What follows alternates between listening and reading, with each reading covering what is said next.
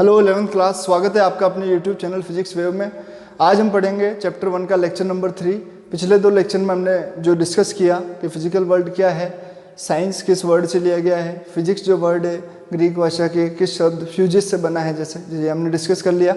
Second lecture में हमने fundamental forces के बारे में देखा, जिसमें 2 फोर्सेस के बारे में हमने पढ़ा, एक था ग्रेविटेशन फोर्स और एक था electrostatic force.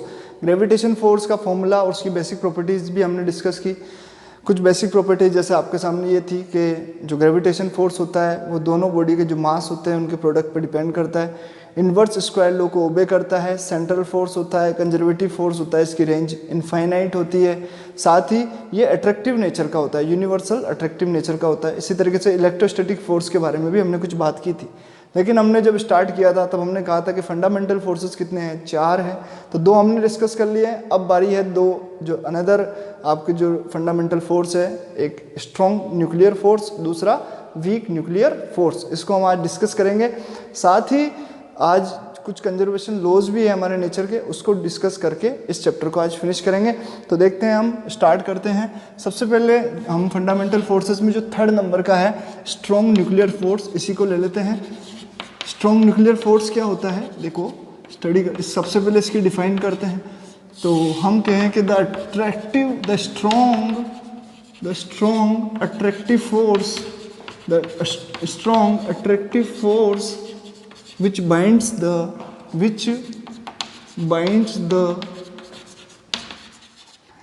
protons and neutrons in nucleus is called nucleus, spelling देख लें आप न्यूक्लियस की, is called strong nuclear force. तो देखो स्ट्रॉन्ग न्यूक्लियर फोर्स क्या है, एक ऐसा अट्रैक्टिव फोर्स है जो कि कहाँ लगता है, न्यूक्लियस के अंदर लगता है, और किसको बांधे रखता है, विच बाइंड्स बाइंड मतलब बांधे रखना, किस को, प्रोटॉन और न्यूट्रॉन को, कहाँ पर, न्यूक्लियस के अंदर। तो हम कहेंगे it is attractive force which binds the protons and neutrons in a nucleus is called strong nuclear force. तो बड़ी सिंपल डेफिनेशन होगी कि स्ट्रॉन्ग न्यूक्लियर फोर्स क्या है, किसी भी एटम के अंदर जो छोटा सा एक सेंटर पार्ट होता है, न्यूक्लियस जिसे हम कहते हैं, उसके अंदर कुछ पार्टिकल्स होते हैं, कुछ सब एलिमेंट्री पार्टिकल्स होते हैं, जैसे प्रोटॉन्स, न्यूट्रॉन्स। इन प्रोटॉन्स और न्यूट्रॉन्स को किस फोर्स, ऐसा कौन सा फोर्स है जो इन प्रोटॉन्स और न्यूट्रॉन्स इनको बांधे रखता है, वो फोर्स कौन सा है, स्ट्रॉन्ग न्यूक्लियर फोर्स है। तो हम यहाँ पे स्टडी करने जा रहे हैं स्ट्रॉन्ग न्यूक्लियर फोर्स। अब बात करें इसके फॉर्मूले की, तो देखो ये इन्वर्स स्क्वायर लॉ जो होता है उसको ओबे नहीं करता है, इसलिए इसका कोई पर्टिकुलर फॉर्मूला भी नहीं है। लेकिन अपन बात करें यहाँ पे तो हम ऐसा कह सकते हैं कि it does not obey the inverse square law. चलो अपन इसकी प्रॉपर्टीज़ की बात करते हैं, क्योंकि इसका पर्टिकुलर कोई फॉर्मूला होता नहीं है। तो बेसिक प्रॉपर्टीज़ क्या होगी स्ट्रॉन्ग न्यूक्लियर फोर्स की, तो बेसिक प्रॉपर्टीज़ की हम बात कर लेते हैं। तो देखो बेसिक प्रॉपर्टीज़ में पहली जो आ जाएगी वो यही है कि it does not obey the inverse square law, that means ये 1/r का स्क्वायर के इन्वर्सली प्रोपोर्शनल नहीं होता है, तो इन्वर्स स्क्वायर लॉ को ओबे नहीं करता है। तो पहली प्रॉपर्टी ये आ गई। बट इट वेरीज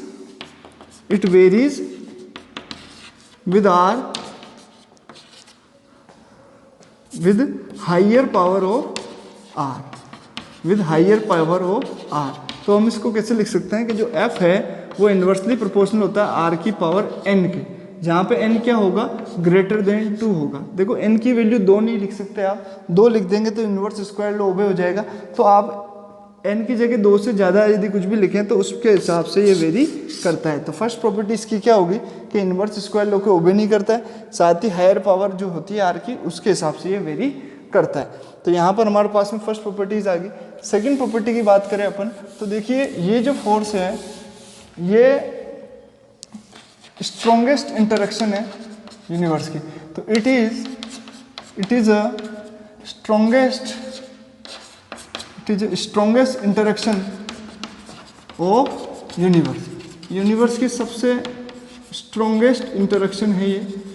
और इसकी यदि स्ट्रेंथ की बात करें और ग्रेविटेशन फोर्स की कंपैरिजन में हम पता लगाना चाहें कि न्यूक्लियर फोर्स कितना ज़्यादा स्ट्रॉन्ग होगा, तो हम यहाँ कह सकते हैं कि it is 10 raised to the power 38 times, 10 raised to the power 38 times stronger than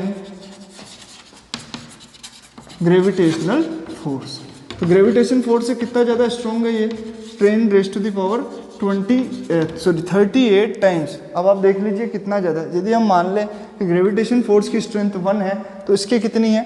10 raise to the power 38। मतलब आप देखिए इधर मैं जीरो लगाने लगूंगा तो मेरे को कितने जीरो लगाने? 38 टाइम जीरो लगाने। तो इतनी ज़्यादा गुना ये ग्रेविटेशन फोर्स से ज़्यादा स्ट्रॉन्ग होता है। इसलिए हम कह सकते हैं कि ये स्ट्रॉन्गेस्ट इंटरेक्शन है किसकी? यूनिवर्स की। हमने ग्रेविटेशनल फोर्स में देखा था कि ग्रेविटेशन फोर्स सबसे वीकेस्ट इंटरेक्शन है यूनिवर्स की। इसी तरीके से स्ट्रॉन्ग न्यूक्लियर फोर्स सबसे स्ट्रॉन्गेस्ट इंटरेक्शन है यूनिवर्स की। तो आपसे पूछ सकता है कि what is the strongest interaction of the universe, तो you have to answer strong nuclear force. तो आपको समझ में आ रहा होगा कि स्ट्रॉन्ग न्यूक्लियर फोर्स क्या है। एक ऐसा आकर्षण प्रकृति का, अट्रैक्टिव नेचर का फोर्स होता है जो कि न्यूक्लियॉन्स को बांधे रखता है। किसके अंदर? न्यूक्लियस के अंदर। न्यूक्लियॉन्स किसको कह रहे हैं हम? प्रोटॉन और जो न्यूट्रॉन है न्यूक्लियस के अंदर, उन्हीं को हम क्या कह रहे हैं यहाँ पर? न्यूक्लियॉन्स कह रहे हैं। तो न्यूक्लियॉन को बांधे रखने वाला फोर्स क्या कहलाता है? स्ट्रॉन्ग न्यूक्लियर फोर्स कहलाता है। तो बेसिक प्रॉपर्टीज 3 क्लियर होगी आपको। अब देखिए आप आगे इसमें, तो इसकी रेंज की बात करें तो 4th पॉइंट हो जाएगा इसका रेंज। तो इसकी रेंज बहुत ही शॉर्ट होती है, शॉर्ट रेंज होती है। कितनी? लगभग 10 की पावर -15 मीटर के बराबर। और ये जो 10 की पावर -15 है इसको हम लगभग क्या कहते हैं? इसको फर्मी के नाम से भी जानते हैं। तो अब इस चीज़ को समझे कि इसकी रेंज इतनी कम क्यों होती है। तो मैं एक एटम बना देता हूँ आपके सामने। इस एटम के अंदर देखिए ये अंदर ही अंदर का पार्ट क्या है? न्यूक्लियस है। तो यदि मैं बात करूँ कि एटम और न्यूक्लियस की रेडियस क्या होगी, तो मैं इस पूरे एटम की यदि रेडियस की बात करूँ तो मैं इसको कैपिटल आर ले लेता हूँ। तो कैपिटल आर की जो वैल्यू आएगी ये आएगी लगभग 10 की पावर -10 मीटर, यानी इतनी कम रेडियस होती है किसी भी एटम की। लेकिन मैं यदि बात करूँ रेडियस किसकी? न्यूक्लियस की, तो मैं इसको स्मॉल आर मान लेता हूँ। यहाँ पे कितनी मान लेता हूँ? Small R. तो स्मॉल आर की जो वैल्यू आएगी वो आएगी 10 raise to the power -15 metre, जिसको हम फर्मी भी कह रहे हैं। यानी न्यूक्लियस का जो साइज है वो 10 raise to the power -15 metre, यानी बहुत छोटा है, बहुत छोटा। तो जब इतना छोटा न्यूक्लियस है तो इस छोटे से न्यूक्लियस के अंदर जो न्यूक्लियॉन है, यानी कि जो न्यूट्रॉन प्रोटॉन है, वो भी इसी के अंदर ही रह रहे होंगे। और न्यूट्रॉन प्रोटॉन जब इसके अंदर रह रहे होंगे तो एक प्रोटॉन और एक प्रोटॉन के बीच में लगने वाला स्ट्रॉन्ग अट्रैक्टिव फोर्स कौन है? स्ट्रॉन्ग न्यूक्लियर फोर्स है। इसलिए, और साथ ही हम देखें तो प्रोटॉन में लग रहा है तो न्यूट्रॉन प्रोटॉन में भी लग रहा है, साथ ही न्यूट्रॉन में भी लग रहा है। तो ये जो न्यूक्लियॉन्स के मध्य जो स्ट्रॉन्ग न्यूक्लियर फोर्स लग रहा है उसकी रेंज तो क्या होगी? बहुत ही कम होगी, क्योंकि ये लगेगा कहाँ पे? न्यूक्लियस के अंदर ही लगेगा ना भाई। तो हम कह सकते हैं इसकी रेंज कैसी है? बहुत ही शॉर्ट है। अब आपके दिमाग में एक आ रहा होगा कि भाई न्यूक्लियस के चारों तरफ इलेक्ट्रॉन्स भी होते हैं जो एटम में रिवॉल्व कर रहे होते हैं। तो ये जो इलेक्ट्रॉन्स है, क्या इन इलेक्ट्रॉनों पे भी ये स्ट्रॉन्ग न्यूक्लियर फोर्स काम कर रहा है? आपके दिमाग में आएगा कि भाई ये तो स्ट्रॉन्गेस्ट इंटरेक्शन है, तो ये इलेक्ट्रॉन्स को भी अट्रैक्ट करना चाहिए, ऐसा कुछ तो नहीं। इलेक्ट्रॉन्स जो एटम के बाहर होते हैं, मतलब सॉरी न्यूक्लियस के बाहर होते हैं एटम के अंदर, उन पे ये कोई भी एक्शन यहाँ पर नहीं लगाता है। क्यों? क्योंकि ये न्यूक्लियर फोर्स तो सिर्फ इस न्यूक्लियस के अंदर ही काम करता है, इसलिए इसकी रेंज कैसी है? बहुत ही शॉर्ट है। तो इस तरीके से आपको समझाना है इस चीज़ को कि भाई रेडियस न्यूक्लियस की बहुत कम होती है, 10 raise to the power -15 metre होती है, इसके कारण इसकी रेंज कितनी है? शॉर्ट है। 5th point, it is charge independent. It is charge independent, charge से इंडिपेंडेंट होता है ये। इस चीज़ को आप कैसे समझेंगे कि अभी मैंने थोड़ी देर पहले आपको समझाया है कि न्यूक्लियस, जैसे ये एटम था और ये न्यूक्लियस था, इस न्यूक्लियस के अंदर क्या हो रहा है? बहुत सारे न्यूक्लियॉन्स हैं। जैसे मैं बात करूँ कि इसके अंदर प्रोटॉन भी है, इसमें न्यूट्रॉन भी है, इसमें प्रोटॉन न्यूट्रॉन इस तरीके से बहुत सारे हैं। तो ये जो स्ट्रॉन्ग न्यूक्लियर फोर्स है हमारा, ये मतलब ऐसे नहीं, मतलब भेदभाव नहीं करता है। एक प्रोटॉन हो और एक न्यूट्रॉन हो तब भी ये लगता है, 2 प्रोटॉन हो तब भी लगता है, दोनों ही न्यूट्रॉन हो तब भी लगता है, एक न्यूट्रॉन हो एक प्रोटॉन हो तब भी लगता है। और कितना लगता है? बराबर बराबर लगता है। तो अभी देखिए इनमें कंपेयर करें कि चार्ज जैसे प्रोटॉन में +1 चार्ज होता है, न्यूट्रॉन में 0 चार्ज होता है तब भी लग रहा है। इसमें +1 चार्ज है, इसमें भी +1 चार्ज है तब भी लग रहा है। इन दोनों में चार्ज ही नहीं है तो भी लग रहा है। तो चार्ज पे तो डिपेंड ही नहीं कर रहा ना ये डिपेंड किस पे कर रहा है? ओनली न्यूक्लियॉन्स पे।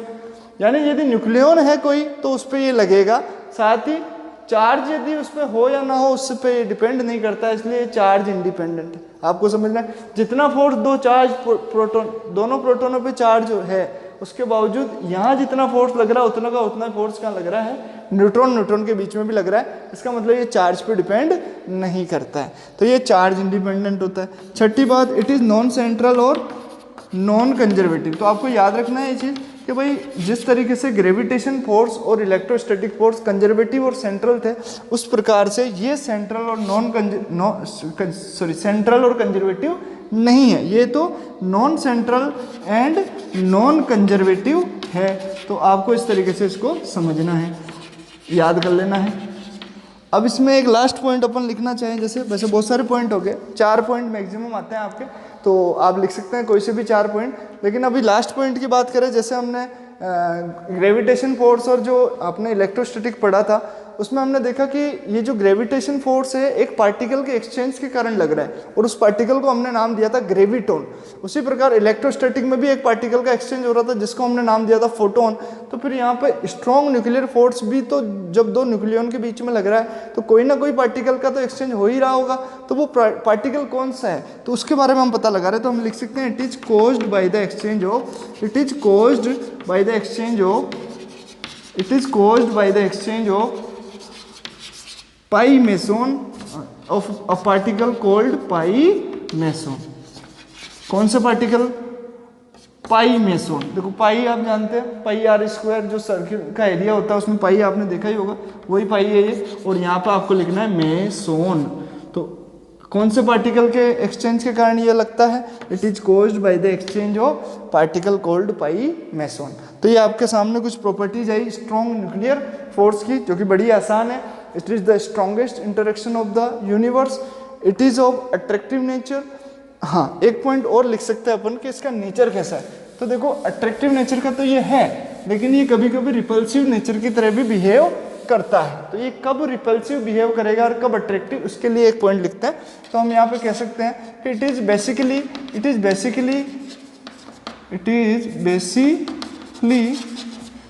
Basically is of attractive nature, but it act as repulsive, when the distance between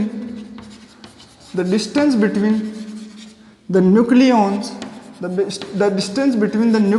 nucleons का मतलब कोई सा भी प्रोटॉन, कोई भी 2 प्रोटॉन ले लो या 1 प्रोटॉन 1 न्यूट्रॉन ले लो या फिर 2 न्यूट्रॉन ले लो आप, तो कोई भी 2 न्यूक्लियन के बीच की distance is less then 1 Fermi, sorry 0.5 Fermi, यानी 0.5 फर्मी, 0.5 फर्मी, फर्मी आपको पता है 10⁻⁻15 मीटर। तो मैं यहाँ लिख रहा हूँ 0.5 फर्मी, फर्मी मतलब ये क्या हो गया 0.5 10⁻⁻15 मीटर। तो कोई भी, जैसे एक प्रोटॉन है यहाँ पर, कोई एक न्यूट्रॉन है, इनके बीच की डिस्टेंस यदि 0.5 फर्मी से कम हो जाए, किससे, इससे क्या हो जाए, ये कम हो जाए, तो फिर ये दोनों के बीच में जो स्ट्रॉन्ग न्यूक्लियर फोर्स लग रहा था जिसका नेचर कैसा था अट्रैक्टिव, अब वो कैसे नेचर का हो जाएगा रिपल्सिव, ताकि ये प्रोटॉन और न्यूट्रॉन पास में आके जुड़ नहीं जाए, इनको वापस वो क्या करने लग जाएगा, दूर दूर फेंकने लग जाएगा। यानी ये दोनों तरह का लग रहा है। जब पर्टिकुलर डिस्टेंस पे है 0.5 फर्मी की, तब तो ये कैसा है, अट्रैक्टिव नेचर का है, तो इन दोनों को बांध के रख रखा है। भाई अट्रैक्टिव का मतलब क्या है, बांधे रखना, अट्रैक्शन, आकर्षित कर रखा है एक दूसरे को।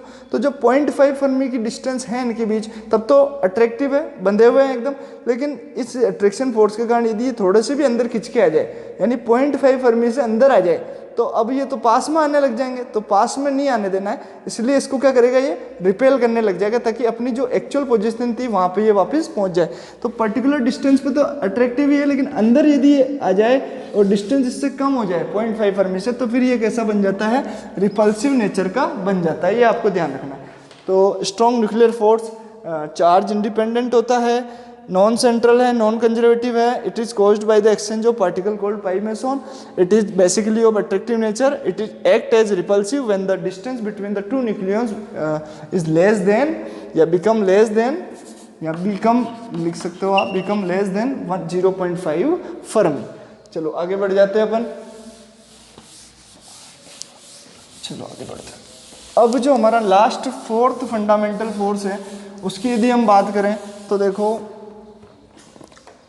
4th number week nuclear force, week nuclear force.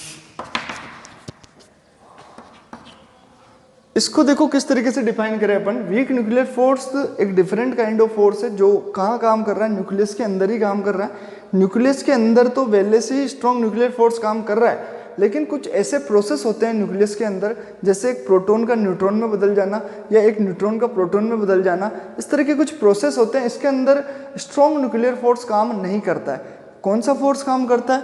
Week nuclear force काम करता है। तो हम इसकी डिफाइन इसी तरीके से लिखते हैं कि सच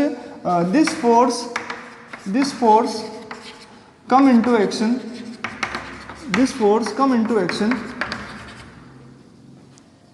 in some nuclear processes called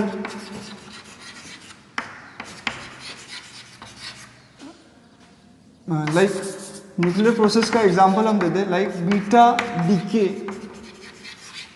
etc. So this force come into action in some nuclear processes like beta decay etc. in which sub-elementary particles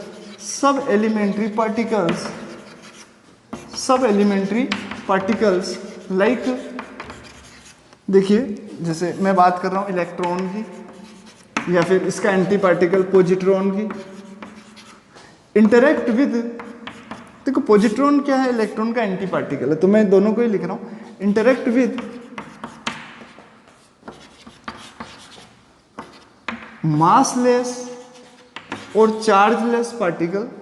किससे इंटरेक्ट करेंगे?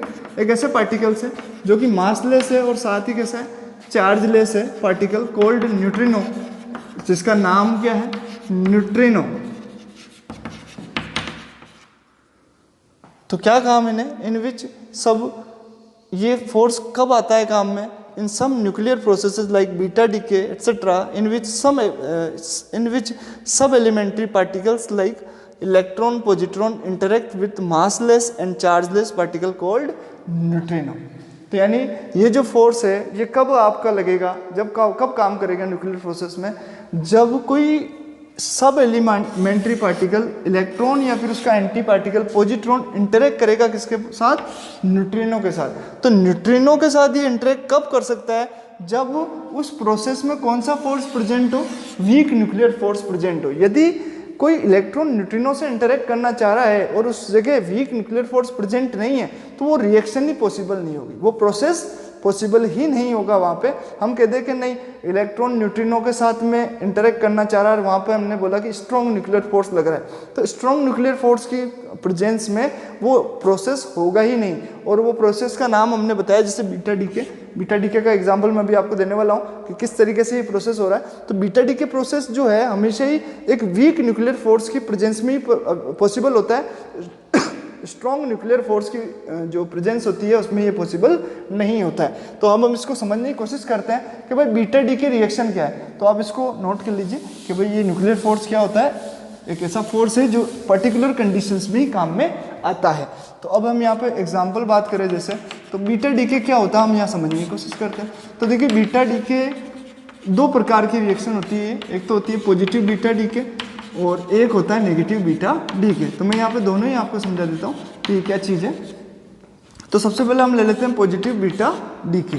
तो पॉजिटिव बीटा डीके में क्या होगा, देखो पॉजिटिव बीटा डीके, बीटा से मतलब हमारा एक तरह से बीटा एक पार्टिकल है और बीटा पार्टिकल को मैं इलेक्ट्रॉन से भी बता सकता हूँ, एक तरह से इलेक्ट्रॉन निकलेगा यहाँ पे, इलेक्ट्रॉन को ही बीटा पार्टिकल ही कहते हैं। लेकिन ये जो बीटा पार्टिकल है ये मतलब उस इलेक्ट्रॉन को रिप्रेजेंट करता है जो कि न्यूक्लियस के अंदर होगा। मतलब कहने का मेरा मतलब क्या है, वैसे तो इलेक्ट्रॉन हम कहाँ देखते हैं, न्यूक्लियस के बाहर ही रिवॉल्व कर रहे होते हैं, बट कुछ प्रोसेस ऐसे भी होते हैं न्यूक्लियस के अंदर ही जिसमें कुछ इलेक्ट्रॉन निकलते हैं।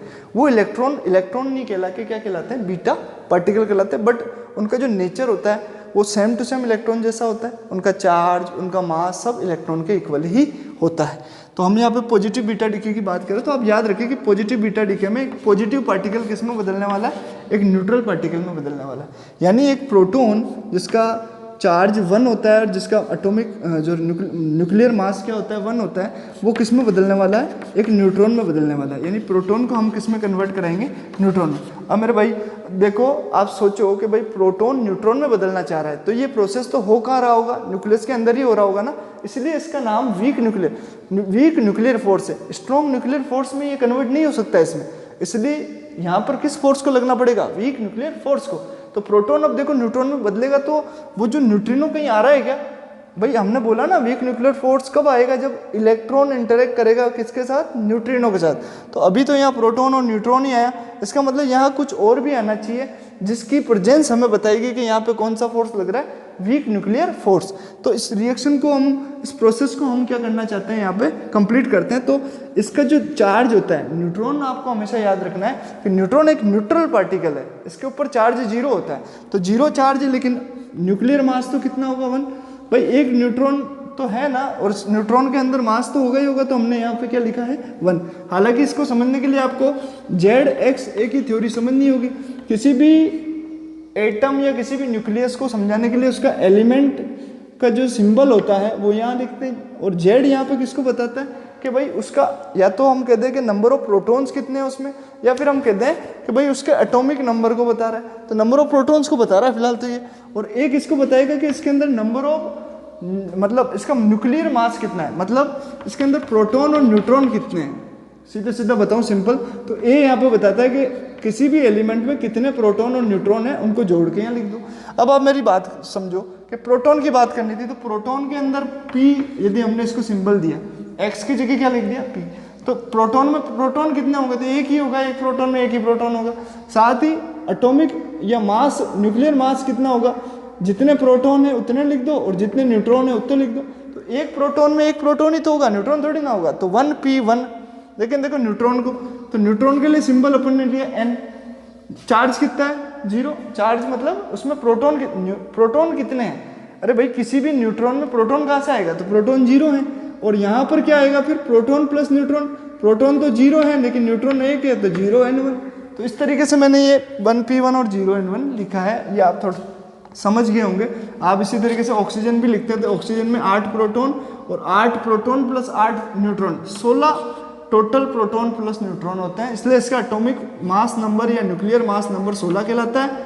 इसको आप मोलिकुलर वेट के नाम से भी जानते हैं केमिस्ट्री में, और यहाँ पर ये इसके नंबर ऑफ प्रोटॉन्स को बताता है 8, या एटॉमिक नंबर को भी बताता है, ठीक है। तो 1p1 01 n1 में कन्वर्ट हो गया। अब यहाँ पर एक चीज़ और निकली, क्यों निकली उसका रीजन समझ लो। इधर 1 है चार्ज, तो इधर 0 है, तो रिएक्शन बैलेंस नहीं हो रही है, तो इसको रिएक्शन को बैलेंस कराने के लिए यहाँ पे क्या निकला +1, 1 और 1 बराबर हो गया, और +1 के साथ यहाँ पे लिखा मैंने E, और ये 0। ये आपका जो यहाँ पे नया पार्टिकल आया है, ये जाना जाता है पॉजिट्रॉन। किस नाम से जाना जाता है, पॉजिट्रॉन, या फिर हम इसको कह सकते हैं पॉजिटिव बीटा पार्टिकल। इसको क्या कहते हैं हम, पॉजिटिव बीटा पार्टिकल, जो कि एंटी पार्टिकल ही है किसका, इलेक्ट्रॉन का। एंटी पार्टिकल है, किसका है ये एंटी पार्टिकल ऑफ इलेक्ट्रॉन। तो यहाँ पर इस रिएक्शन को बैलेंस कराने के लिए यहाँ पे क्या निकल गया, एक पॉजिट्रॉन निकल गया। लेकिन ये रिएक्शन अभी भी बैलेंस नहीं हुई है, अभी किसी न किसी, जैसे स्पिन एक फैक्टर होता है, अभी आप नहीं जानते स्पिन क्या होता है, तो स्पिन एक फैक्टर है यहाँ पे जो अभी अनबैलेंस हो रहा है, उसको बैलेंस कराने के लिए यहाँ पर एक पार्टिकल उत्पन्न होता है जिसको हम कहते हैं न्यूट्रिनो। और यही है न्यूट्रिनो, म्यू की शेप में जो ऐसे वी जैसा बना हुआ है, इसको बोलेंगे तो कैसे, इसको जो सिंबल का नाम होता है न्यू कहते हैं इसको, इस सिंबल को क्या कहते हैं, न्यू, और इसका पूरा नाम क्या है, न्यूट्रिनो। और आप एक चीज़ याद रखें, इस न्यूट्रिनो का चार्ज कितना होता है 0, और इसका मास भी कितना होता है 0 होता है, यानी इसका चार्ज और मास दोनों ही 0 होता है। तो अब आप ध्यान से देखिए इस रिएक्शन को, इस प्रोसेस में आ चुके हैं दोनों, पॉजिट्रॉन और न्यूट्रिनो आ चुके हैं, और पॉजिट्रॉन और न्यूट्रिनो यदि यहाँ पे इंटरेक्ट कर रहे हैं, तो इसका मतलब यहाँ पे 100% कौन सा फोर्स लग रहा है, वीक न्यूक्लियर फोर्स लग रहा है, ये हमें यहाँ पे ध्यान पड़ गया। तो आपको बीटा डी के रिएक्शन को समझना होगा, तब जाके आपको ध्यान पड़ जाएगा कि भाई यहाँ पे कौन सा फोर्स काम कर रहा है, वीक न्यूक्लियर फोर्स काम कर रहा है, स्ट्रॉन्ग न्यूक्लियर फोर्स तो काम कर ही नहीं सकता। क्योंकि ये दोनों इंटरेक्ट ही नहीं करते हैं उसकी प्रेजेंस में, ये इंटरेक्ट किसकी प्रेजेंस में करते हैं, वीक न्यूक्लियर फोर्स की प्रेजेंस में। तो यहाँ पे प्रोटॉन किस में बदल गया, न्यूट्रॉन में, और साथ में दो जने और निकले, एक तो पॉजिट्रॉन और एक न्यूट्रिनो। अब देख लो यहाँ पे सब बैलेंस हो रहा है, इधर चार्ज 1 है तो इधर 0 + 1 1, और ये तो 0 ही है तो 1 ही रह रहा है। लेफ्ट हैंड साइड में भी 1 है, राइट हैंड साइड में भी चार्ज कैसा है, 1 है। तो हम यहाँ पे देख लें तो यहाँ पे चार्ज कैसा है, 1 है, और यहाँ पे भी चार्ज, टोटल चार्ज कैसा है, ये 1 है। 0 + 1 + 0 तो ये 1 हो गया। मास की भी देख लो आप कि भाई मास, ये जो ऊपर मास है ये एटॉमिक मास नंबर या न्यूक्लियर मास नंबर, ये इधर 1 है तो इधर 1 + 0 और इसका फिर 0, तो टोटल इधर भी मास नंबर कितना है, मास नंबर की हम बात करें, मास नंबर, तो ये यहाँ पर भी 1 है और यहाँ पे भी मास नंबर कितना है, = 1 है। तो आपको ये बहुत अच्छे तरीके से समझ में आ गई होगी कि पॉजिटिव बीटा डीके प्रोसेस होता क्या है और ये किस तरीके से वीक न्यूक्लियर फोर्स की जो प्रेजेंस है उसको शो कर रहा है, क्योंकि हमें यहाँ पे दो पार्टिकल दिख रहे हैं, positron and neutrino. Negative beta decay भी हम देख लेते हैं। देखो नेगेटिव बीटा डीके में क्या होगा, जल्दी से देखते हैं हम, क्योंकि अब हमारे ज़्यादा बड़ा हो जाएगा लेक्चर तो फिर आपको ही देखने में जोर आएगा, तो हम फास्ट करने की कोशिश करते हैं। हालांकि मेरी आदत नहीं है फास्ट पढ़ाने की, फिर भी मैं कोशिश करूंगा। पॉजिटिव बीटा डीके प्रोसेस, इसके अंदर बेटा देखो एक न्यूट्रॉन, अब आप समझ गए होंगे न्यूट्रॉन को ऐसे लिखना है, एक प्रोटॉन में बदल रहा है, तो न्यूट्रॉन प्रोटॉन में बदल रहा है, तो बैलेंस कराने के लिए यहाँ पे निकल रहा है एक -1 E0 प्लस यहाँ निकल रहा है एक न्यू बार, न्यू के ऊपर बार। तो देखो ये तो है न्यूट्रॉन, ये तो कौन है, न्यूट्रॉन हमें पता है, और ये कौन है, प्रोटॉन, और ये अब देखो माइनस में आया है, तो इसका मतलब ये कौन सा पार्टिकल है, नेगेटिव बीटा पार्टिकल है। और नेगेटिव बीटा पार्टिकल यहाँ क्या कहलाता है, इलेक्ट्रॉन, जो कि मैंने आपको पहले बताया था कि न्यूक्लियस के अंदर भी इलेक्ट्रॉन उत्पन्न होगा, उसको हम इलेक्ट्रॉन के नाम से नहीं जान के किस नाम से जानेंगे, नेगेटिव बीटा पार्टिकल। और पॉजिट्रॉन को हमने क्या कहा था, पॉजिटिव बीटा पार्टिकल। साथ ही यहाँ पे देखो ये भी निकल रहा है, ये है अब एंटी न्यूट्रिनो। आपने न्यूट्रिनो भी थोड़ी देर पहले देखा, उसी न्यूट्रिनो का ये एंटी पार्टिकल है, एंटी न्यूट्रिनो, क्योंकि किसी भी पार्टिकल के ऊपर यदि बार लग जाती है तो वो एंटी पार्टिकल कहलाता है उस पार्टिकल का। तो एंटी न्यूट्रिनो यहाँ पर है। तो देखो एक इलेक्ट्रॉन के साथ में कौन निकल रहा है, एक एंटी न्यूट्रिनो निकल रहा है। अब ये बीटा पार्टिकल और इलेक्ट्रॉन जो भी है इसके साथ में कब रिएक्शन करेगा, जब यहाँ पे कौन सा फोर्स प्रेजेंस होगा, वीक न्यूक्लियर फोर्स। तो इस तरीके से हमें पता पड़ रहा है। बैलेंस कर लो रिएक्शन को, बराबर है या नहीं है। तो देखो चार्ज चेक कर लो, इधर चार्ज कितना है, 0 है, तो इधर 1 और -1, इधर भी चार्ज कितना है, 0 है। साथ ही यहाँ पे मास नंबर देखें, देखो इसका तो होता ही नहीं है ना, आपको पहले ही बता दिया, चार्जलेस और मासलेस क्वांटिटी है ये। तो कौन, न्यूट्रिनो भी, और उसका एंटी पार्टिकल एंटी न्यूट्रिनो भी यहाँ पे चार्जलेस और मासलेस ही होता है। ये बस स्पिन को, यहाँ पे एक स्पिन फैक्टर आता है, उसको बैलेंस कराने के लिए आता है, और यही हमें बताता है presence of weak nuclear force को। मास नंबर की बात करें तो मास नंबर क्या हो जाएगा, इसमें 1 है, तो इधर देखो 1 + 0 + 0, इसका 0 ही है, तो ये फिर मास नंबर वापस कितना आ गया, इधर ये वापस 1 ही आ गया है। तो इसका मतलब हर तरीके से ये बैलेंस पॉसिबल है, और ये यहाँ पर प्रूव हो रहा है। इसके अंदर जो स्पिन का फैक्टर है, ये आपको मैं 12th क्लास में सिखाऊंगा, जब हम पढ़ेंगे वापस चैप्टर नंबर 1 12th क्लास का, तब मैं आपको स्पिन भी सिखाऊंगा। बट अभी आप थोड़ा सा इसको ऐसे ही समझ लीजिए, क्योंकि अभी कोई मतलब नहीं है, आपको समझ में आएगा भी नहीं। तो चलो आगे बढ़ते हैं अपन। बीटा डीके प्रोसेस आपने बहुत अच्छे से सीख लिया, आपको पता पड़ गया वीक न्यूक्लियर फोर्स क्या होता है। ऐसा फोर्स जो पर्टिकुलर कुछ रिएक्शंस होती है न्यूक्लियस के अंदर, कुछ प्रोसेस होते हैं, उनके अंदर अपनी प्रेजेंस को शो करता है, और जिसके कारण उस प्रोसेस में कोई इलेक्ट्रॉन किसी चार्जलेस और मासलेस पार्टिकल न्यूट्रिनो के साथ इंटरेक्शन कर सकता है, कोई सब elementary particle like electron interaction करता है। तो बेसिक प्रॉपर्टीज़ की बात करें, अब आगे चलते हैं हम बेसिक प्रॉपर्टीज़। तो बेसिक प्रॉपर्टीज़ क्या होगी इस फोर्स की, तो छोटी छोटी सी प्रॉपर्टीज़ है इसकी, तो कुछ ज़्यादा बड़ी बात नहीं है। तो सबसे पहली बात तो ये क्या बता रहा है कि जो न्यूट्रिनो और एंटी न्यूट्रिनो है, इनकी प्रेजेंस में यदि किसी प्रोसेस में न्यूट्रिनो और एंटी न्यूट्रिनो यदि शो हो रहे हैं, तो हमें पता पड़ जाएगा ये किस फोर्स की प्रेजेंस में हो रहे हैं ये रिएक्शन, वीक न्यूक्लियर फोर्स की। तो आप लिख सकते हैं यहाँ पे कि weak nuclear it is involved in sorry मैं इसको कैसे लिखूंगा कि भाई the presence of neutrino NEUTRINO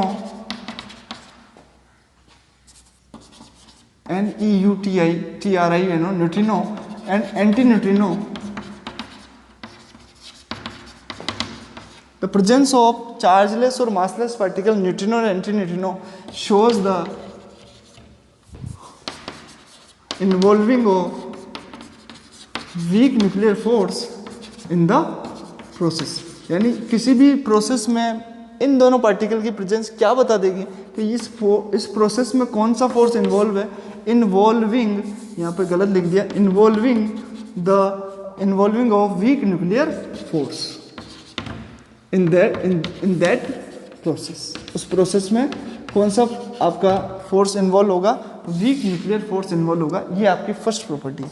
second property की इसकी स्ट्रेंथ, तो it is 10⁻25 times stronger than gravitational force. तो हम यहाँ पर बात कर रहे हैं इसकी स्ट्रेंथ की, तो हम किससे कंपेयर करेंगे, ग्रेविटेशन फोर्स से। जैसे कि हमने सबको ही करा है, स्ट्रॉन्ग न्यूक्लियर फोर्स को भी करा, वो 10⁻38 टाइम्स आता है। ग्रेविटेशन को करा था तो वो तो 1 ही था, उसका खुद के साथ क्या देखे।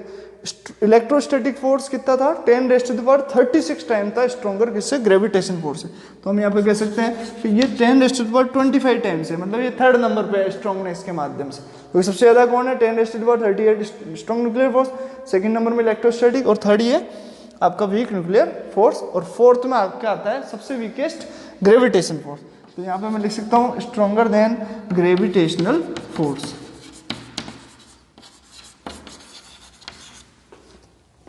चलो आगे बढ़ जाते हैं आप। तीसरी properties, it's range is very short. ये बहुत ही शॉर्ट रेंज का होता है। यानी इसकी रेंज की बात करें तो r बराबर वापस वही 10⁻⁻15 मीटर ही होगी।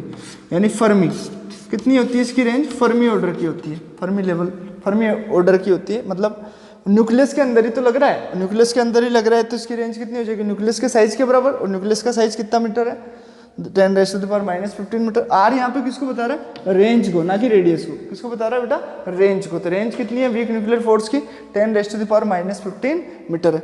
अच्छा, ये किस पार्टिकल के एक्सचेंज के कारण हो रहा है, तो it is caused by the, ये भी लिख लेते हैं, it is caused by the exchange of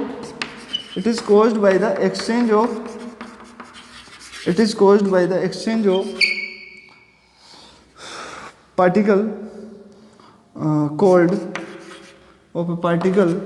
called vector bosons. क्या बोलते हैं इन पार्टिकल्स को, वेक्टर बोसोन्स। इनको आप सिंबॉलिक फॉर्म में भी लिख सकते हैं, W+- और ये होता है एक Z। तो ये दो पार्टिकल हैं यहाँ पे, W+- और Z। आप सोचेंगे ऐसे कैसे पार्टिकल है, तो ये आपको जब आप हायर क्लासेस में जाएंगे तब आपको ये पढ़ने को मिलेंगे। तो ये वेक्टर बोसोन्स पार्टिकल के एक्सचेंज के कारण कॉज होता है। इसका जो लगना है कि भी दो सब एलिमेंट्री पार्टिकल और न्यूट्रिनो के बीच में जो प्रेजेंस या लग रहा है, ये किस कारण से लग रहा है, इस पार्टिकल के एक्सचेंज के कारण। और इस पार्टिकल का नाम क्या है, वेक्टर बोसोन। वेक्टर बोसोन में दो प्रकार के बोसोन है हमारे पास, W+- और Z। तो ये आपका खत्म हुआ चारों फंडामेंटल फोर्सेस। तो हम एक यहाँ पे क्विक रिवीजन करते हैं, एक छोटी सी टेबल बना के, जो आपको भी बनानी है अपने नोट्स में, कि भाई कौन सा फोर्स है, किसकी कितनी स्ट्रेंथ है, किसके बीच में लग रहा है, इस तरीके से। तो यहाँ पर हम एक टेबल बना लेते हैं और इनको कंपेयर कर लेते हैं। तो मैं यहाँ पे सीरियल नंबर लिख देता हूँ, यहाँ पे नेम ऑफ फोर्स लिख लेता हूँ, name of force, fundamental force.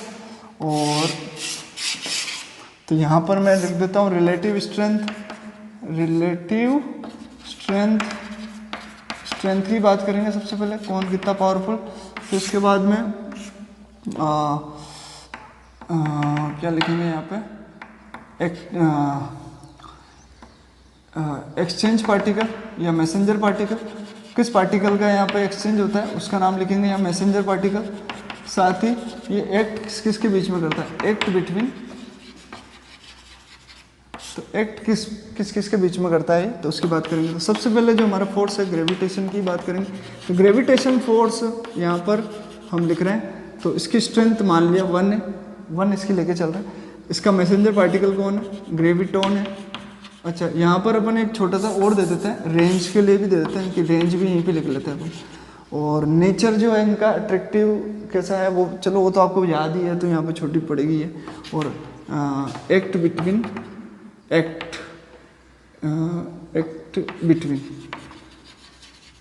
किस किस के बीच में ये लगेगा, तो हम यहाँ पे बात करेंगे। तो ग्रेविटॉन है इसका मैसेंजर पार्टिकल, या एक्सचेंज किसके कारण हो रहा है? ग्रेविटॉन के कारण।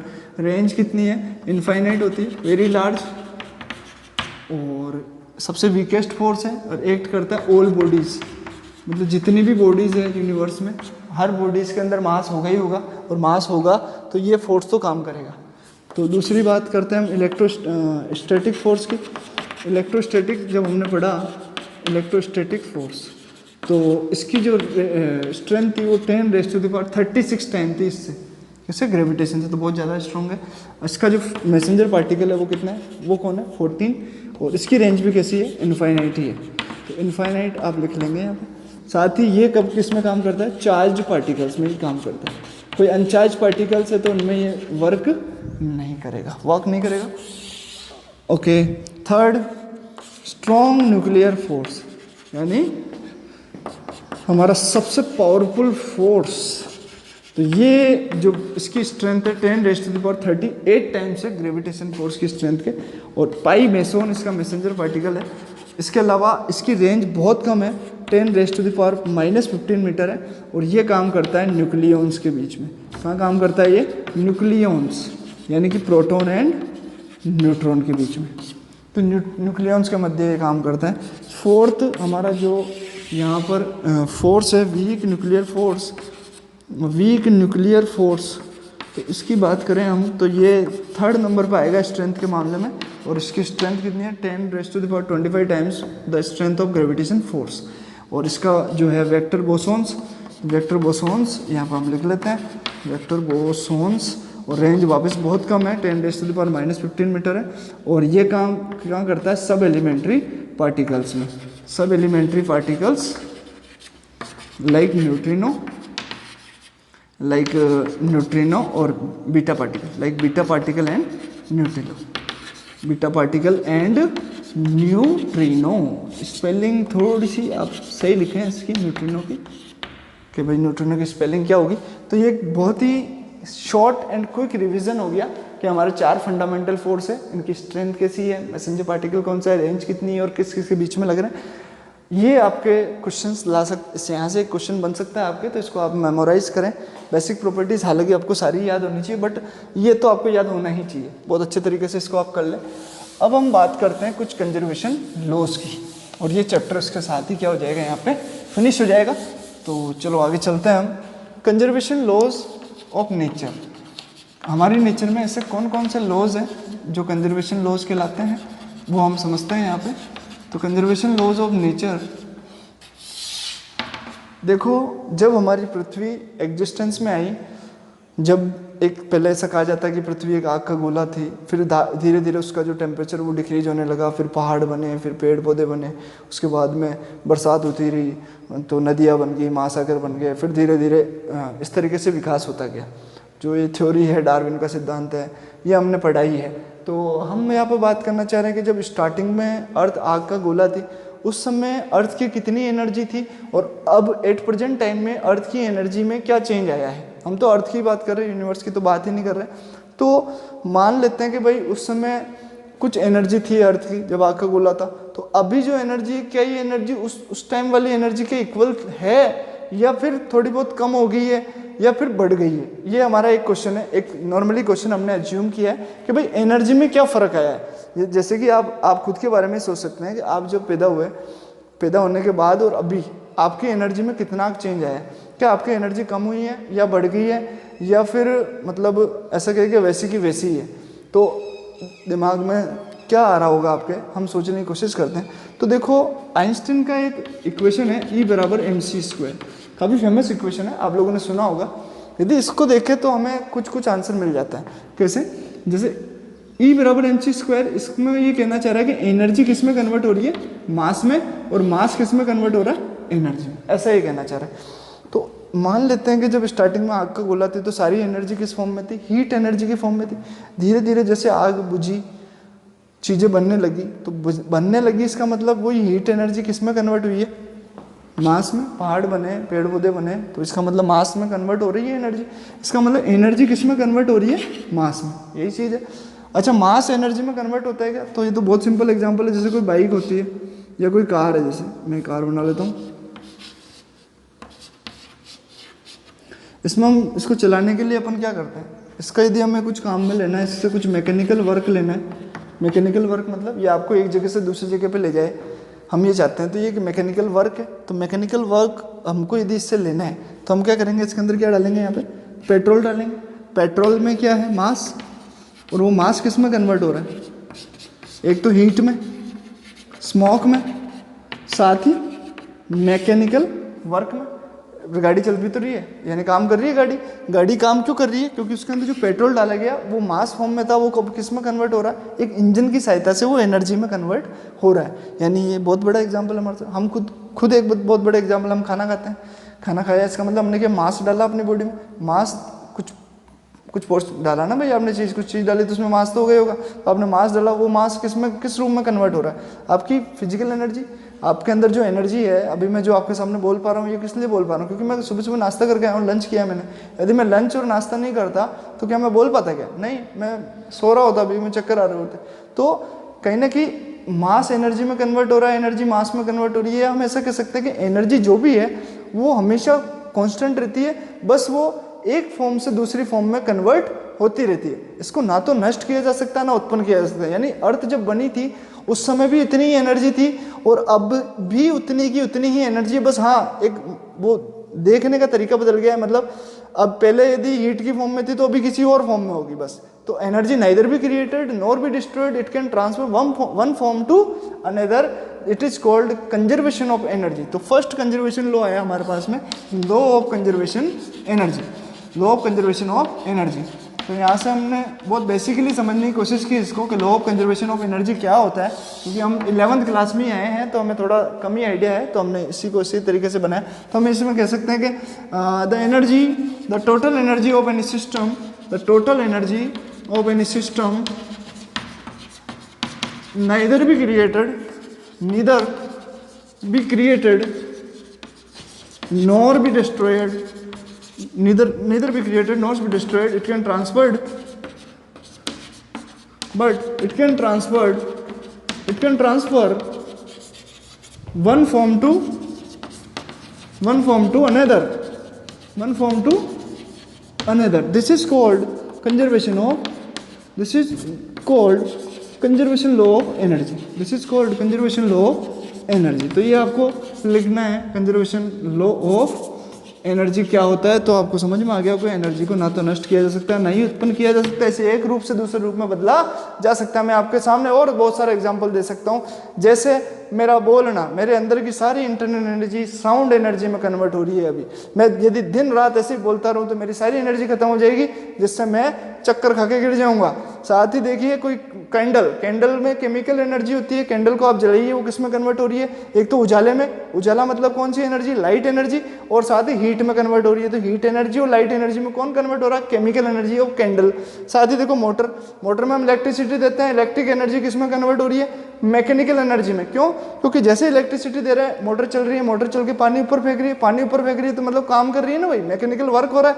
और मैकेनिकल वर्क ही क्या है, वहाँ पे एक मैकेनिकल एनर्जी है, तो कन्वर्ट हो रही है इलेक्ट्रिक एनर्जी किसमें, मैकेनिकल एनर्जी में। तो ये एक बहुत बढ़िया एग्जांपल है। ऐसे जनरेटर, जो इलेक्ट्रिक जनरेटर होते हैं वो क्या करते हैं, 10th क्लास में आपने पढ़ा कि आप उसमें जब मैकेनिकल वर्क कराते हैं, मतलब उस कोयल को घुमाते हैं किसी स्ट्रॉन्ग मैग्नेटिक फील्ड के बीच में, तो इलेक्ट्रिसिटी उत्पन्न होती है। इसका मतलब आपने कुछ वर्क किया, वो किस में कन्वर्ट हो रहा है, मैकेनिकल वर्क, यानी मैकेनिकल एनर्जी किस में कन्वर्ट हो रही है, इलेक्ट्रिक एनर्जी में। दो तरह की इलेक्ट्रिक एनर्जी हमने देखी, डायरेक्ट करंट और अल्टरनेटिंग करंट, वहाँ पे सीखा था। तो ये कुछ कन्वर्जन है, तो एक फॉर्म से दूसरी फॉर्म में कन्वर्जन हो रहा है, लेकिन टोटल एनर्जी हमेशा ही कैसी है, कांस्टेंट है। इसलिए हम कह सकते हैं कि एनर्जी कैसी है, कंजर्व्ड है। एनर्जी कैसी है बेटा, कंजर्व्ड है। तो इस तरीके से हमने ये सीखा। इसके अलावा और कौन से कंजर्वेशन लॉज हैं, तो देखो एक लॉ और है, conservation of mass, conservation of charge और कंजर्वेशन ऑफ लीनियर मोमेंटम। और conservation of angular momentum. Conservation of linear momentum और कंजर्वेशन ऑफ एंगुलर मोमेंटम तो हमें आगे वाले जो चैप्टर आ रहे हैं हमारे 11th में उसमें हम बहुत अच्छे से पढ़ेंगे। अभी हम डिस्कस करेंगे कंजर्वेशन ऑफ मास। तो देखो कंजर्वेशन ऑफ मास में तो अभी मैंने आपको थोड़ी देर पहले बताया था,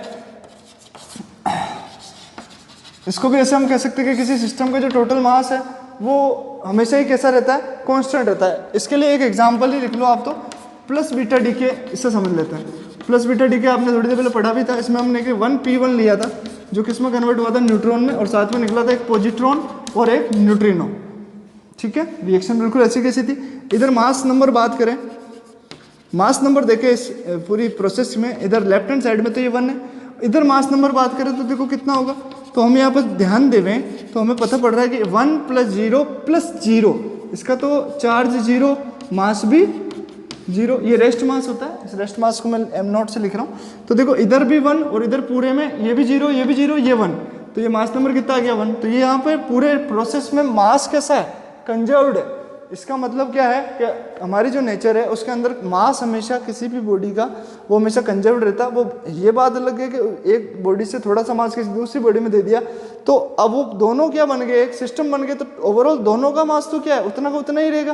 भाई आपने एक चीज़ से दूसरे में दे दिया तो अब दोनों को देखो तो टोटल मास तो कितना है, उतना का उतना ही है ना। तो ये हमेशा मास कैसा रहता है, कंजर्व्ड। ये रिएक्शन से आप समझ सकते हैं। इसके अलावा चार्ज कंजर्वेशन, तो कंजर्वेशन ऑफ चार्ज में भी मैं यही रिएक्शन लिख देता हूँ, इसी में हो जाएगा कंजर्वेशन ऑफ चार्ज। तो देखो बेटा यहाँ पे चार्ज की बात कर लो, तो चार्ज कितना है, 1, ये नीचे वाला चार्ज 1, तो यहाँ 0 + 1, ये +1 है, 0 और 1, और इसका तो चार्ज 0, तो टोटल यहाँ पे भी चार्ज 1। तो left hand side right hand side में चार्ज इक्वल है। इसका मतलब यहाँ पे इस रिएक्शन में कंजर्वेशन किसका हो रहा है, चार्ज का हो रहा है। तो चार्ज और मास दोनों ही कंजर्व्ड क्वांटिटीज हैं। नेचर में हम कोई भी रिएक्शन करेंगे तो उसमें हम देखेंगे कि मास हो गया, चार्ज हो गया, उसकी एनर्जी होगी, ये कंजर्व्ड है या नहीं है। यदि मास, चार्ज और एनर्जी कंजर्व्ड नहीं हो रही है, इसका मतलब क्या है कि वो रिएक्शन ही पॉसिबल नहीं है, वो जो आपने प्रोसेस कराया है वो पॉसिबल ही नहीं है, क्योंकि बिना कंजर्वेशन लॉस के कोई भी रिएक्शन या कोई भी प्रोसेस संभव नहीं होता है। तो हम ये देख चुके हैं। एक लास्ट स्टेप्स में हम पढ़ लेते हैं कंजर्वेशन ऑफ लीनियर मोमेंटम। ये भी चलो देख लो, हालांकि आगे बहुत डिटेल से आएगा। 4th number conservation of linear momentum. तो कंजर्वेशन ऑफ लीनियर मोमेंटम ये मैंने थोड़ा और अच्छे से लिख देता हूँ, लीनियर मोमेंटम। लीनियर मोमेंटम को हिंदी में कहते हैं रेखीय संवेग। ये 9th क्लास में आपने पढ़ा इसके बारे में सबसे पहले कि संवेग क्या होता है या लीनियर मोमेंटम क्या होता है, पी से लिखते हैं इसको। तो हमने देखा था कि लीनियर मोमेंटम यानी मोमेंटम की वैल्यू क्या आई थी, mass into velocity, mass into velocity यानी कि m इंटू वी। ये फॉर्मूला होता है किसका, मोमेंटम का। ठीक है, अब इसमें हमने पढ़ना है कि कंजर्वेशन ऑफ लीनियर मोमेंटम, ये मोशन से रिलेटेड है।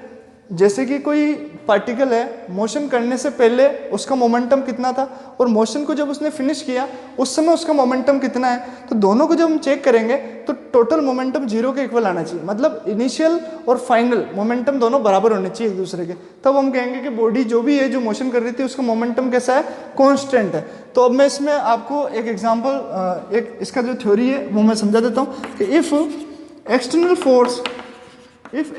Force on a body, if external force on a body is 0, external force कैसा है, 0, या मैं कह दूँ कि external force in the absence of, यहाँ से मैं लिख दूँ in the absence of external force, in the absence of external force, the momentum, the linear momentum of any body, the linear momentum of any body is always conserved। ये इसकी define होगी। तो इसको अब कैसे प्रूव करें, इसको prove कर लेते हैं अपन। तो कंजर्व्ड कब रहेगा, जब किसी भी बॉडी पे कोई एक्सटर्नल फोर्स नहीं लग रहा है। कोई भी बॉडी है, जैसे एक टेबल पे आपने बुक रख रखी है, आप उस पर कोई एक्सटर्नल फोर्स नहीं लगा रहे हैं, तो क्या होगा, वो रेस्ट में ही रहेगी, यानी उसकी मोशन हो ही नहीं रही है। मोशन नहीं हो रही है, इसका मतलब उसका मोमेंटम क्या है, हमेशा 0 ही है। भाई मोशन करेगा, वेलोसिटी आएगी तभी तो मोमेंटम आएगा। लेकिन अब ऐसी बॉडी की बात करो, एक ऐसी बॉडी जो मूव तो कर रही है लेकिन उसकी वेलोसिटी हमेशा सेम है, मतलब मूव भी कर रही है लेकिन उसकी वेलोसिटी कभी बदल नहीं रही है।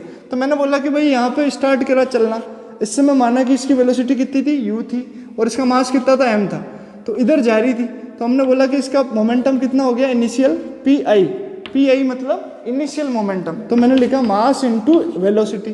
फिर यहाँ से चल के यहाँ आ गई, तो अब यहाँ आई तो इसका मास तो एम ही रहा, ऐसा थोड़ी ना है कि यहाँ से वहाँ चलेगी तो मास बदल गया, अरे मास तो उतना ही रहेगा। और हमने बोला कि वेलोसिटी भी अभी भी कितनी है, यू की यू ही है, तो हमने फाइनल मोमेंटम निकाला पी एफ मतलब फाइनल मोमेंटम, तो हमारे पास कितना आ गया एम यू। तो मैंने इनको चेक किया, तो पी आई किसके बराबर है, पी एफ, इसका मतलब मोमेंटम नहीं बदला, इसका मतलब मोमेंटम कैसा है, कंजर्व्ड है।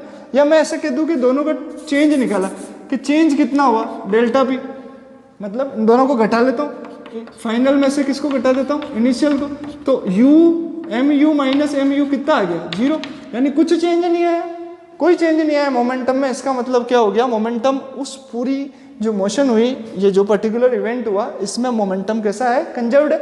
और हमारे यूनिवर्स में होने वाली हर इवेंट में लीनियर मोमेंटम हमेशा ही कंजर्व्ड रहता है, ऐसा कोई एक्सेप्शन नहीं है कि लीनियर मोमेंटम वहाँ पे कंजर्व्ड नहीं रह रहा हो। तो अब इसको प्रूव करें, तो मैं कह रहा हूँ कि in the absence of external force, in the absence of external force, यानी फोर्स कितना है, 0। अरे भाई हमने कह दिया ना, चूंकि फोर्स कितना है, 0, फोर्स तो लग ही नहीं रहा एक्सटर्नल, तो हम कह सकते हैं फोर्स क्या होता है, एम है, ये भी 0 होगा। एम को ऐसे रहने दो, ए को क्या लिख सकते हो, वी माइनस यू बटा टी। याद करो फॉर्मूला एक्सेलरेशन का, change in velocity upon time, final velocity minus initial velocity upon time. अरे वी क्या है, फाइनल वेलोसिटी, यू क्या है, इनिशियल वेलोसिटी, टी क्या है, टोटल टाइम, ये हो गया। अब टी तो चला जाएगा 0 के पास, तो हमारे पास क्या बचेगा, एम यू, एम को मल्टीप्लाई कर दो, तो M V minus M U बराबर 0 इंटू टी। और सोल्व करो, M V minus M U बराबर 0, और सोल्व करो, एम वी बराबर एम यू, माइनस को उधर जाएगा प्लस को हो जाएगा। एम वी क्या है, एम वी है यहाँ पे, हम यहाँ पे यही तो लिखा एम वी बराबर एम यू, इसका मतलब फाइनल मोमेंटम, फाइनल मोमेंट, अरे वेलोसिटी फाइनल है तो मोमेंटम भी कैसा आएगा, फाइनल। तो फाइनल मोमेंटम किसके बराबर आ गया, इनिशियल मोमेंटम के बराबर आ गया। तो हम क्या कहेंगे कि जब फोर्स 0 था, एक्सटर्नल फोर्स 0 था, तब बॉडी का इनिशियल मोमेंटम और फाइनल मोमेंटम दोनों ही इक्वल है। इसका मतलब बॉडी के अंदर टोटल जो चेंज आया मोमेंटम में वो 0 है, इसका मतलब मोमेंटम कैसा है, कंजर्व्ड है। तो ये था conservation law of linear momentum, conservation law of linear momentum. तो इस तरीके से हम कंजर्वेशन लॉज को हमने देखा। तो ऐसा हमने क्यों किया, ये एक्चुअली ये जितने भी कंजर्वेशन लॉज हैं, ये हमारी जो नेचर है उससे रिलेटेड है। नेचर एक सिमेट्रिकल तरीके से चलती है। हम ऐसे कहते हैं कि नेचर सबके लिए बराबर है। नेचर क्या है, सबके लिए बराबर है। ऐसा नहीं है कि नेचर किसी के साथ भेदभाव करती है, ऐसा बिल्कुल भी नहीं। जैसे फॉर एग्जांपल मैं बात करूं कि मैं किसी स्थान पे खड़ा होके कोई एक्सपेरिमेंट करता हूं और उसी स्थान पे सेम कंडीशन में मैं 5 साल बाद आके उस एक्सपेरिमेंट को दोहराता हूं, तो मेरे रिजल्ट जो दोनों एक्सपेरिमेंट के थे वो सेम आने वाले हैं। यानी कि मैंने जब फर्स्ट टाइम में एक्सपेरिमेंट किया और अब जब वापस आके उन्हीं ऑपरेटर्स के साथ या सेम ऑपरेटर्स और सेम कंडीशन में जो दोबारा एक्सपेरिमेंट किया तो मुझे सेम रिजल्ट मिला। इसका मतलब ये जो रिजल्ट्स आ रहे हैं वो टाइम पे डिपेंड नहीं कर रहे। इसका मतलब नेचर ऐसा नहीं कह रही है कि भाई आप एक एक्सपेरिमेंट को जब 5 साल बाद आके करोगे तो अलग रिजल्ट आएगा, नहीं नहीं, टाइम पे डिपेंड करता ही नहीं है। हमेशा आपको रिजल्ट सेम ही मिलेगा यदि आपका प्रोसेस सेम टू सेम है। यदि आपने प्रोसेस में ही छेड़ कर दी है, आपने कुछ गड़बड़ कर दिया तो फिर तो चेंज आना ही है भाई। अदरवाइज क्या होता है, नेचर में हमेशा सिमेट्री रहती है टाइम की। तो इसको हम कहते हैं होमोजीनियटी ऑफ टाइम। क्या कहते हैं इस चीज़ को, होमोजीनियटी ऑफ टाइम। हालांकि आपको अभी कोई लेन देन नहीं इस चीज़ से, मैं समझाने की कोशिश कर रहा हूँ भाई कंजर्वेशन लॉज क्यों। अब ये जो होमोजीनियटी ऑफ टाइम है, इसी के साथ कौन सा लॉ आपका कंजर्व रहता है, conservation law of energy. Energy जो लॉ ऑफ कंजर्वेशन है, कंजर्वेशन लॉ ऑफ एनर्जी है, वो किसके साथ रिलेट रहता है, वो है आपके होमोजीनियटी ऑफ टाइम।